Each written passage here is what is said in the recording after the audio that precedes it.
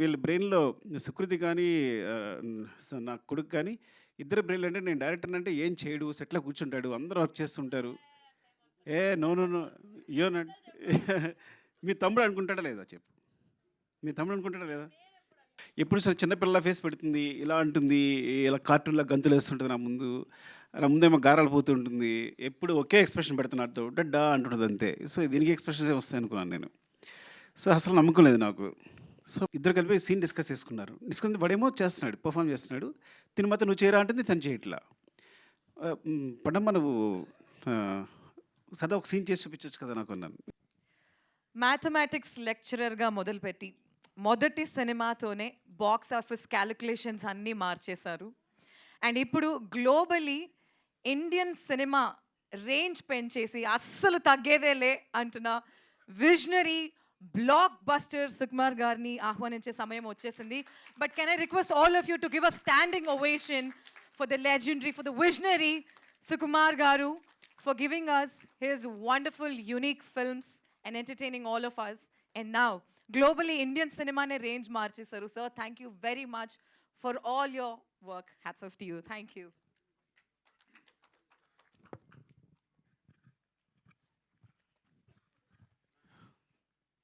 అందరికి నమస్కారం అండి. నేను యాక్చువల్గా మా వాడు మాట్లాడదనుకున్నాను, మాట్లాడేసింది. నేను చెప్పాలనుకుందా చెప్పేసింది. తను సుకృతి సింగింగ్ అంటే చాలా ఇష్టం. ఐ థింక్ తను 9th మంత్లోనే పాట మొదలుపెట్టింది. బట్ యాక్టింగ్ సంబంధించి ఎప్పుడు లేదు. కానీ పద్దక్క సిందక్క వీళ్ళిద్దరి గురించి చెప్పాలి. అసలు మామూలు జర్నీ కదా అసలు. 5,000 రూపీస్తో సినిమా స్టార్ట్ చేసింది. ఈ అమ్మాయి ఏమో సినిమా రాసుకుంది. సో సింధు నాకు మెసేజ్ పెట్టిన తర్వాత సరే అడిగితే తను చేయనంది. సుకృతి అంటే నేను చేయను, సేమ్ తను చెప్పినట్టే. నేనేమన్నానంటే అది చెప్పేశాను నేను వీళ్ళకి. తను చేయదు అంటే, కానీ పొద్దుకే ఉంది ఒకసారి నేను మాట్లాడుతానంది. మాట్లాడుతానంటే సరే అని తీసుకెళ్ళాను యాక్చువల్గా. సరే అయితే నేను కథ వింటానంది తను. సరే నేను కూర్చున్నాను. నన్ను చూసి గెటౌట్ అంది నన్ను సుకృతి. సో నేను బయటకు వెళ్ళిపోయాను. సో వాళ్ళు మాట్లాడుకున్నారు, కథ ఓకే అయింది. సార్ ఫస్ట్ చేయాలంటే తను ఎప్పుడు పర్ఫామ్ చేస్తున్నట్టు ఎప్పుడు సరే చిన్నపిల్ల ఫేస్ పెడుతుంది. ఇలా అంటుంది. ఇలా కార్టూన్లా గంతులు వేస్తుంటుంది నా ముందేమో గారాలు పోతూ ఉంటుంది. ఎప్పుడు ఒకే ఎక్స్ప్రెషన్ పెడుతుంది నాతో. డడ్డా అంటుంటుంది అంతే. సో దీనికి ఎక్స్ప్రెషన్సే వస్తాయనుకున్నాను నేను. సో అసలు నమ్మకం లేదు నాకు. సో మా పద్దక్క నేను పంపిస్తే చేస్తుందని అడుగుతున్నా. చేస్తుంది అంటున్నారు. ఏమో సుకుమార్ కూతురు కాబట్టి చేస్తుంటున్నారా నాకు అర్థం కావట్లా. పోనీ ఇంటికి వచ్చాక నిక్కీ బాబు ఉన్నాడు, వీళ్ళ కజిన్. ఇద్దరు కలిపి సీన్ డిస్కస్ చేసుకున్నారు. డిస్కస్ వాడేమో చేస్తున్నాడు, పెర్ఫామ్ చేస్తున్నాడు. తిను మాత్రం నువ్వు చేయరా అంటుంది. తను చేయట్లా. పడమ్మ నువ్వు సరదా ఒక సీన్ చేసి చూపించొచ్చు కదా నాకు అన్నాను. ఎందుకంటే వాళ్ళకి సంబంధం లేదు సినిమా. బికాజ్ నేను ఎప్పుడు షూటింగ్ రానివ్వను. ఎందుకు షూటింగ్ రానివ్వను అంటే, షూటింగ్ వస్తే నాకు కాన్సన్ట్రేషన్ అంతా పిల్ల మీదే ఉంటుంది. పిల్ల మీద షూటింగ్ చేసుకోలేను నేను. ఎప్పుడైనా సాంగ్ జరుగుతున్నప్పుడు రమ్మంట. సాంగ్ జరుగుతున్నప్పుడు చూడండి, నీకు కొంచెం ఫ్రీగా ఉండి యాక్షన్ గట్టేమో డాన్స్ మాస్టర్ కొరియోగ్రాఫర్ చెప్తూ ఉంటాడు. సో వీళ్ళకి ఏంటంటే మా డాడీ ఏం చేయట్లేదని. సో నా కొడుకు అయితే బాగా ఏడిపిస్తుంటాడు. ఏమో అందరూ షూటింగ్ అందరూ చేస్తాను, నువ్వు ఖాళీ కూర్చున్నావు అంతే, ఏం చేస్తున్నావు అంటుంటాడు. సో సో వీళ్ళ బ్రెయిన్లో సుకృతి కానీ నా కొడుకు కానీ ఇద్దరు బ్రెయిన్లో అంటే నేను డైరెక్టర్ అంటే ఏం చేయడు. సెట్లో కూర్చుంటాడు. అందరూ వర్క్ చేస్తుంటారు. No, no, no. You not మీ తమ్ముడు అనుకుంటాడా లేదా చెప్పు? మీ తమ్ముడు అనుకుంటాడా లేదా? లేదా? అవునవును, ఓకే, సరే, కరెక్టే. నిజం తను ఎప్పుడు అనదు. బట్ వాడు ఎప్పుడు నా ఉద్దేశంలో వాడికి నేను ఎప్పుడు ఒక డమ్ ఫెలో నేను. సరే ఓకే, సరే చేయదు. సరే నాకు చూపిస్తుంది. వీళ్ళు షూటింగ్ వెళ్ళిపోతున్నారు. నాకు టెన్షన్. అక్కడ ఏం చేస్తుంది, సరే చేస్తుందా? ఒక 2 days షూట్ తర్వాత ఫోన్ చేశా, గుర్తుందో లేదో. పద్దుకు ఫోన్ చేశాను. పద్దక్క చూడు, నిజంగా నువ్వు మొహాటంగా చేస్తున్నావేమో. ఒక 2-3 days షూట్ అయింది అనుకుంటా, 1 week అయింది. నీకు కాలితే మనీ అంతా నేను ఇచ్చేస్తా. నువ్వు వేరే పెట్టుకో, నువ్వు మొహాటంతో చేయొద్దు. అయ్యో సార్ మీకు తెలియదని. సరే తర్వాత తన క్లిప్ పంపించింది. నేను షాక్ అయిపోయిన. అసలు ఎప్పుడు తన గురించి, సినిమా గురించి మాట్లాడలేదు, పర్ఫార్మెన్స్ గురించి మాట్లాడలేదు. నాకు పర్ఫార్మెన్సెస్ అంటే చాలా ఇష్టం. నేను మీ నంబరు కాస్టింగ్ కోసం, నా సినిమాలో ఆర్టిస్టుల కోసం 1 year కూడా కేటాయించాను. రంగస్థలం అయితే ఒక 8 months, పుష్ప అయితే ఆల్మోస్ట్ 9 months. మీరు నమ్మరు. నా దగ్గర వచ్చిన ప్రతి ఆర్టిస్టు ఎవరైనా అనుకుంటారు, అందరూ వచ్చేది కార్డు ఫోటో ఇచ్చేసి వెళ్ళిపోతున్నామని. మా వాళ్ళు ప్రతి ఒక్కరిని ఇంటర్వ్యూ చేస్తారు, వాళ్ళ చేత పర్ఫామ్ చేస్తారు. నేను అన్ని వీడియోస్ చూస్తాను. నాకు అది ఇష్టం బాగా. ప్రతి ఒక్కరి వీడియోస్ చూస్తాను. నచ్చిన వాళ్ళని సెలెక్ట్ చేసుకుంటాను. మళ్ళీ అందులో 10 మందిని పిక్ చేస్తాను. మళ్ళీ వాళ్ళని సెలెక్ట్ చేసుకుంటాను. అంత శ్రద్ధగా చూస్తాను. సో, అలాంటిది నేను షాక్ అయిపోయాను దాన్ని పాపం. మరి పద్దాక ఏం చెప్పిందో చెవిలో, వాళ్ళిద్దరు ఏం మాట్లాడుకున్నారో, ఏం చేశారో తెలీదు గానీ, సో, చాలా చాలా బాగా చేసిందని చెప్పడానికి కూడా అసలు నాకు అంత సిగ్గులేదు. నా కూతురు గురించి చెప్పడానికి అస్సలు సిగ్గులేదు. బాగా చేసిందని చెప్పడానికి. It's like and and Sindhu like amazing సీరియస్గా ఒక సినిమా నా దగ్గర అసినేటర్గా చేసింది కుమార్ 29కి అసినేటర్ చేసింది ప్రతాప్ దగ్గర. అప్పుడు తెలిసింది సడన్గా వచ్చి ఇప్పుడు సినిమా ప్రొడ్యూస్ చేస్తాను నువ్వు ప్రొడ్యూస్ ఏంటని. వీళ్ళు పట్టుదల చూడండి. చూసుకుని మొత్తం జర్నీ స్టార్ట్ చేశారు, సినిమా కంప్లీట్ చేశారు. ఇలా జరిగింది. తర్వాత అందరం వచ్చి చేరాం. అండ్ స్పెషల్లీ అంటే సింధు ధైర్యం తెలియదు కానీ పాపం తనకున్నది ఏదో ఏం చేస్తుందో నాకు తెలియదు. మొత్తం ఈ సినిమా కంప్లీట్ చేసింది. క్రౌడ్ ఫండింగ్ తను ఫండింగ్ అదంతా నాకు తెలియదు. బట్ ఒక సినిమా చేయడం, ఒక మంచి సినిమా చేయడం కోసం వాళ్ళ పట్టుదల ఇద్దరు కూర్చుని. అండ్ పద్దక్క గురించి చెప్పాలంటే అసలు స్క్రిప్ట్ ఎంత బాగా రాసుకుందంటే చెప్తున్నప్పుడు, ఎంత హుక్ అయిపోయానంటే చెప్తున్నప్పుడు ఎంత బాగా రాసుకుంది. సరే బాగా రాసుకుంది, బాగా తీస్తలేదా? ఆ ముందు రోజు ఫోన్ చేస్తుంది, నేను తీస్తానా సార్ అని. నువ్వు బాగా తీస్తా ఏం పర్లేదు. ఎందుకంటే ఎప్పుడో నేను ఆర్య అప్పుడు కథ చెప్పడానికి వెళ్ళినప్పుడు చిరంజీవి గారికి కథ చెప్పడానికి వెళ్తే చిరంజీవి గారు కథ ఉన్నారు. కథ విని అరవింద్ గారు ఫోన్ చేశారు చిరంజీవి గారికి. అంటే కాదు అబ్బాయికి ఎక్స్పీరియన్స్ ఏం లేదు, ఎక్కడ అసినేటర్గా చేయలేదు, చేయగలడని అడిగారు అరవింద్ గారు. అక్కడి నుంచి నా ఫోన్ వినిపిస్తుంది.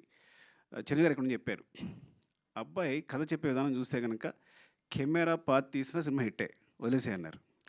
అంటే కథ ఒకళ్ళు చాలా బాగా చెప్తారంటే బాగా తీయగలరని బాగా నమ్మకం ఉంది నాకు. సో నువ్వు బాగా తీయగలవు, కథ చాలా బాగా చెప్తున్నావు అని చెప్పాను. సినిమా చూశాక ఎంత క్లీన్ షార్ట్ డివిజన్, వాళ్ళకున్న తక్కువ టైము, తక్కువ డేస్లో ఎంత బాగా అందంగా కథ చెప్పింది అంటే చాలా మంచి రైటర్, సూపర్ రైటర్. అసలు ఎంత బాగా చెప్పింది అంటే మళ్ళీ సినిమా మొత్తం చూసిన తర్వాత కూడా నేను ఇట్స్ లైక్ ఈ అమ్మాయి ఎక్కడికి వెళ్తుంది డెఫినెట్గా, ఇక్కడ ఉండదు, షీల్ వండర్స్ చేస్తుందండి. అలాగే నిజంగా బెలారస్ కదా, Belarus festival this great achievement. అంటే టోటల్ ఫిల్మ్ ఆఫ్ ది ఒక బెస్ట్ ఫిల్మ్ రావడం, జ్యూరీ తరఫు నుంచి కూడా బెస్ట్ ఫిల్మ్ రావడం అనేది. అండ్ పద్దక్క థ్యాంక్స్ ఫర్ దిస్, బికాస్ సుకృతిని క్యాష్ చేసినందుకు చాలా చాలా రుణపడి ఉంటాను. తను ఒక మంచి మెమరీగా మిగిలిపోతుంది సినిమా అనేది. సింధు పద్దు మీ ఇద్దరికి థ్యాంక్స్ చెప్పాలి. తర్వాత మా వాడికి కూడా థ్యాంక్స్ చెప్పలేను నేను ఈ విషయంలో మాత్రం. అందరికీ అంటే పేరు పేరున అంటే నేను ఏం మాట్లాడకుండా చేశారు, ఏం మాట్లాడడానికి కూడా లేకుండా చేశారు. వాళ్ళందరూ అన్నీ మాట్లాడేసి క్లియర్గా. పద్దక్కైతే మరీ వివరించి చెప్పేసింది సింధు అందరూ. అండ్ చక్రపాణి గారు థ్యాంక్ యూ అండి. And Lavanya thank you. నేను ఫస్ట్ టైం అంటే నా సినిమాలో క్యాష్ కానీ నా కూతురు ఇంకొకరు మదర్ ఫాదర్ అంటే చూడడానికి నాకు నాన్న అని అంటుంటే, అమ్మ అంటుంటే నాకు ఇక్కడ గుండెలో గుచ్చుకుంటుంది. అంటే ఫస్ట్ టైం ఆ ఫీలింగ్ అనమాట, వేరే సెపరేట్గా ఉందన్నమాట. సో ఎంత it's like very good casting కూడా. ఎంత ఆర్టిస్ట్ అందరూ. రఘుగా ఆయన పేరు, ఫాదర్ పేరు రఘు. నెక్స్ట్ భాను అండ్ నిక్కీ బాబు. అరే ఎలా తీశారు నువ్వు, భాను నిక్కీ బాబు సూపర్ చేశారు మీరు అందరూ, చాలా బాగా చేశారు. అండ్ స్పెషల్గా చెప్పాల్సింది అండ్ శశి గారి సినిమా చూసిన తర్వాత నవీన్ గారు యూఎస్లో చూసి ఏమండి ఈ సినిమా చేద్దామన్నారు. ఇంత మెగా ప్రొడ్యూసర్స్ ఒక మంచి సినిమా చేయడానికి ముందుకొచ్చి సినిమాని తీసుకుని భుజాల మీద వేసుకుని నవీన్ గారు థ్యాంక్ యూ సో మచ్ అండి. మళ్ళొకసారి చాలా థ్యాంక్స్ చెప్పాలి మీకు ఈ సినిమా ముందు తీసుకెళ్తున్నందుకు. ఇది వెరీ అని చెప్పినట్టు it's like so always I feel like నేను ఒక 3 గంటలు మనుషుల్ని కూర్చుని ఎంటర్టైన్ చేస్తే ప్రపంచంలో ఆ 3 గంటల్లో చాలా క్రైమ్ తగ్గిపోద్ది అనుకుంటాను. ఆ టైప్ నేను. సో నా మెసేజే ఎంటర్టైన్మెంట్. నేను ఇప్పుడు అదే ఫీల్ అవుతాను. ఎందుకు ఫీల్ అవుతాను అంటే నా బిగినింగ్లో నేను పోయిమ్స్ రాసేవాడిని, చాలా సెన్సిటివ్, చాలా నేను పోయిట్ రాసేవాడిని, కథలు రాసుకునేవాడిని, ఎవరితో మాట్లాడేవాడిని, సిగ్గు. ఇండస్ట్రీకి వచ్చాను. ఇండస్ట్రీకి వస్తే చాలా కష్టాలు పడుతున్నా, సరిగ్గా మాట్లాడలేకపోతున్నా, ఊపిరాడట్లేదు, ఎవరైనా వస్తే టప్పని లేచిపోతున్నా. ఒక ఆయన వచ్చాడు, ఏమంటే మీరు ప్రతి ఎక్కువ రెస్పెక్ట్ ఇచ్చేస్తున్నారు, ఇలా వేసి మీరు ఇండస్ట్రీలో ఉండరు అన్నాడు. నాకు అర్థం కాదా.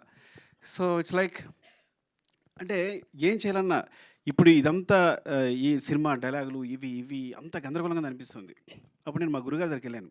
సార్ నాకు పడట్లేదు సార్ సినిమా అనేది, నేను ఇమ్మలేకపోతున్నాను, అంత ఏదో అంత కమర్షియల్గా ఉంది, అంత డబ్బు ఇదంతా, సో దానికోసం సినిమా చేయాలా, మనం దేని సమాజాన్ని బాగు చేసేలేమా, ఏదో అంత పెద్ద మాటలు మాట్లాడాను.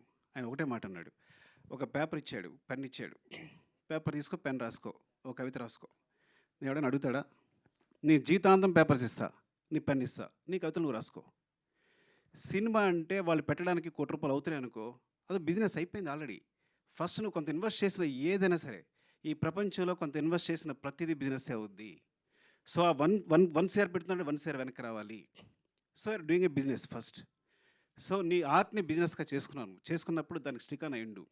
అలా అయితే అక్కడికెళ్ళు. Your message is entertainment. మనుషులు ప్రతిదాని సమాజంలో ఆనందం కోసమే బతుకుతారు. వాళ్ళు ఎంటర్‌టైన్‌మెంట్ ప్రతి ఒక్కళ్ళు చివరికి ఆనందం అనే స్థాయిని పొందడానికి ట్రై చేస్తుంటారు. యు ఆర్ గివింగ్ ద ఆనందం అంటే ఎంటర్‌టైన్‌మెంట్. That's your message. ఇలా అనుకుంటే సినిమాకెళ్ళు, లేకపోతే ఇక్కడే ఉండిపో, కవితలు రాసుకో అన్నాడు. నేను సినిమాకొచ్చాను. So, this is my message is always entertainment. But sometimes ఎంటర్‌టైన్‌మెంట్‌తో పాటు మెసేజ్ వస్తే అది బోనస్. ఇంక అంతకన్నా అదృష్టం ఉండదు. అలాంటి అదృష్టం పద్దకు కలిగింది. I'm so jealous of you. Really I'm so jealous of you. I see you like this here ఎప్పుడు. గాంధీ తాత చెట్టు సినిమా చూసిన తర్వాత ఇప్పుడు చెప్తున్నాను, ఇప్పుడు చెప్పలేదు చిన్నదానివని. నేను అక్కడ చూశాను నేను సినిమా చూసినప్పుడు. Really awesome really. And thank you so much. నిజంగా ఇదొక మంచి సినిమా. దీని 100 కోట్లు ఇవ్వండి. 100 కోట్లు మైత్రి మూవీస్ మేకర్స్ సమాధానం ఇచ్చేస్తారు తిరిగి. వాళ్ళ తరఫున నేను మాట్లాడుతున్నాను తిరిగి. సో థ్యాంక్ యూ అండి. Love you so much. ఎవరైనా మర్చిపోతే ఏమనుకోవద్దు. అండ్ మ్యూజిక్ సారీ ఏంటంటే నేచర్ని మనం చూసినప్పుడు ఒక విండ్ ఫీల్ అవుతాం వెనకాల. So wind is like, so నేచర్ని విండ్తో ఫీల్ అయినట్టు ఈ గాంధీ చెట్టుని తన మ్యూజిక్తో ఫీల్ అయ్యాను నేను. Because when I see the trailer అది అంత సాఫ్ట్గా it's like so underlined and అసలు మ్యూజిక్ వినిపించలేదు నాకు. నేను ఫీల్ అయ్యాను నీ మ్యూజిక్ని. So that's great achievement. And editor Hari and ఇంకా మిగతా టెక్నీషియన్స్ పేరు నాకు సరిగ్గా తెలియకపోవచ్చు, ఏమనుకోవద్దు. And thanks to everyone and media అందరికీ కూడా థ్యాంక్స్ చెప్తున్నాను. బికాజ్ ఇలాంటి సినిమాని సపోర్ట్ చేయండి. సపోర్ట్ చేస్తే it's like it's will be very good for the director and the producer. We are the part of the production, but mainly Sindhu this is for not even for Sukriti. ఈ cinema ఎందుకు థియేటర్లో బాగా ఆడాలి అంటే పద్దక్క కోసం, సింధక్క కోసం చేసాం. లవ్ యూ అండి. Love you all. Thank you.